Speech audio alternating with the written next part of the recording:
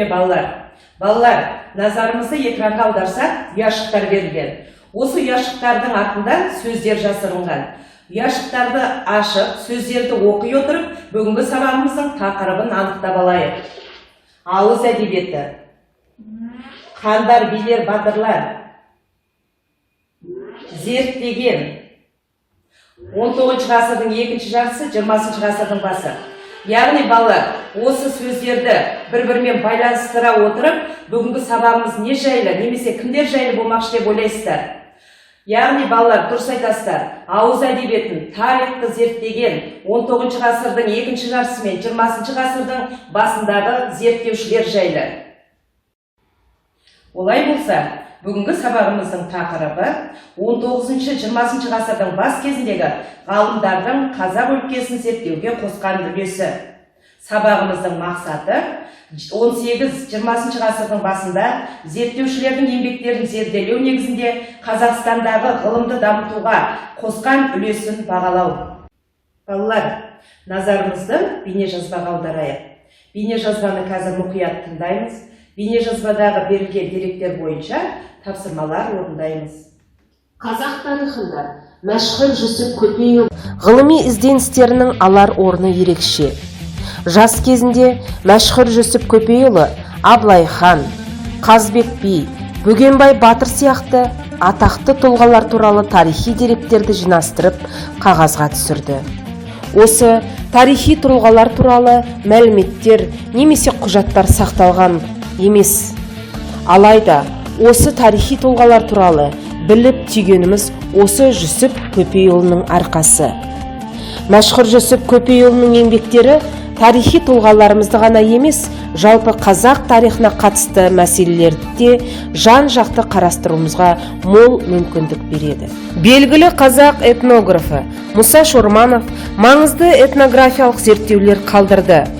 Мұса Шорманов Омбы кадет корпусында оқып, аяқтағаннан кейін Баянауыл сыртқы округінің болысы, аға сұлтаны лауазымды қызметтерін атқарды. Ол Батыс Сібір қырғыздарының мал өсіру кәсібі туралы, қырғыздардың, қазақтардың ұлттық дәстүрлері, Павлодар уезінің қырғыздары, қазақтары туралы жазбалар деген мақалалар жариялады. Әлихан Бөкейханның көрнекті ғалым энциклопедист болып қалыптасуына Қазақстан мен оған шекаралас елдердің тарихы мен мәдениетін және экономикасын терең меңгеруіне ықпал етті. Әлихан Бөкейхан қазақ халқының ауыл шаруашылығына дамытуға зор көңіл бөлді. Ол қазақтардың ірі қара малы мен қой тұқымы жайында бір қатар еңбектер жазды. 1904 жылы Абай дүниеден өтеді. Қазақтың бас ақыны туралы тұңғыш рет баспасөзге мақала жариялаған Әлихан Бөкейхан. Шын мәнінде Әлихан ең алғашқы Абай танушы. Халел Досмұхамедов Санкт-Петербургтегі әскери медицина академиясын бітіріп, денсаулық сақтау саласында ұзақ жылдар еңбек етті. Ол Орал облысының Темір уезінде дәрігер болады. Жалпы ұлттық қазақ газетінің беттерінде оның ауру сырқаулар жөнінде, жұқпалы аурулар түрлері сияқты тағы басқа бір қатар мақалалары жарияланды. Мұхаммед Салық Бабажанов қазақтың алғашқы этнографтарының бірі болды. Оның нарын құмы туралы географиялық және этнографиялық деректері, ішкі қырғыз ордасындағы саятшылық, тағы басқа құнды мақалалары жарық көрді. Мұхаммед Салық Бабажанов тек қана өзінің білімін жетілуі уақытында, онымен қоса осы қазақ халқының дамуына да, салт дәстүрін зерттеу уақытында үлкен ғылыми жобалар жазып, соң атағында осы географиялық қоғам мүшесі болып аталған азамат. Балалар, бейнежазбаны көріп болса, енді тапсырманы орындайық. Бірінші тапсырма сіздерге Fortwell қосымшасы арқылы беріледі. Сіздерге алдын ала сілтемесі жіберілді. Бұндағы тапсырма тұлғаларды шығармалармен сәйкестендіреміз. Әр дұрыс жауап үшін бір балл аласыздар.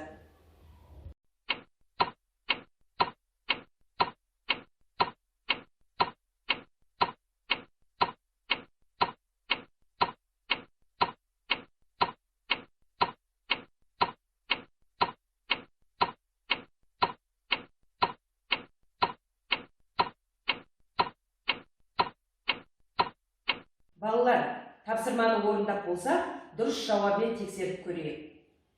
Қазақтың салт дәстүрін зерттеген, қырғыздардың қазақтардың ұлттық дәстүрлері деген еңбектің авторы Мұса Шорманов.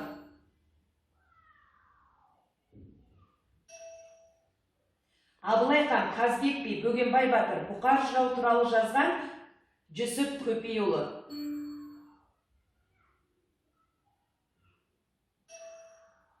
Ауру сырқаулар жөнінде жұқпалы аурулар түрі туралы мақала жазған Халел Досмұхамедов.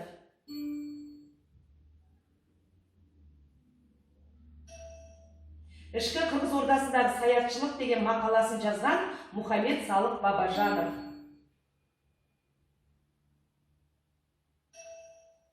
Абай Құнанбайұлы туралы алғаш мақала жазып, қырғыздардың, қазақтардың ас беру жайында мақала жазған Әлихан Бөкейханов. Балалар, сіздердің де жауаптарыңыз осылай деп ойлаймын.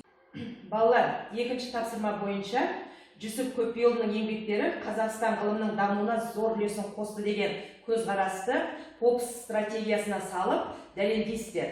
Осы көзқараспен жаңағы келісетін болсаңыздар, әр дұрыс сіздердің көзқарастарыңыз үшін 1 балмен бағаланасыздар.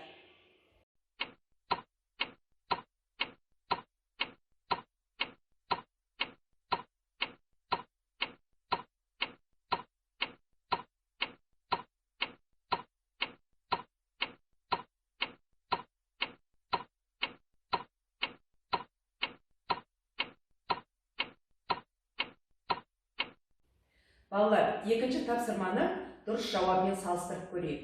Бізге берілген көзқарас Жүсіп Көпейұлының еңбектері Қазақстан ғылымның дамуына зор үлесін қосты деген көзқарас болған. Осы көзқараспен келісеміз, себебі Жүсіп Көпейұлы өзінің зерттеулері арқылы ауыз әдебиетін, тарихты жаңа тың зерттеулермен толықтырды. Мысалы, Абылай хан, Қазбек би, Бөгенбай батыр, Бұқар жырау туралы тарихи деректер берді. Қорытындылай келгенде, Жүсіп Көпейұлы өзінің еңбектері арқылы рухани мәдениетіміздің дамуына зор үлесін қосты. Сіздердің де жауаптарыңыз осы жауаппен сәйкес келеді деп ойлаймын. Балалар, енді бүгінгі сабағымызды қорытындылай келе, ойды аяқта деп, осы берілген сөйлемдерді аяқтайсыздар, ол жазған кері байланыстарыңызды маған SMS арқылы жолдайсыздар. Балалар, үйге тапсырма. Қазақстан зерттеушілердің еңбектері Қазақстан ғылымының дамуына зор үлесін қосты деген көзқарасты жаңа Попс стратегиясына салып талдап келесіздер. Одан кейін шығармашылық жұмыспен айналысамыз деген оқушыларға менің қаламның тарихы тақырыбына зерттеп жаңағы эссе жазып келесіздер. Балалар, осымен сабағымыз аяқталды. Сау болыңыздар.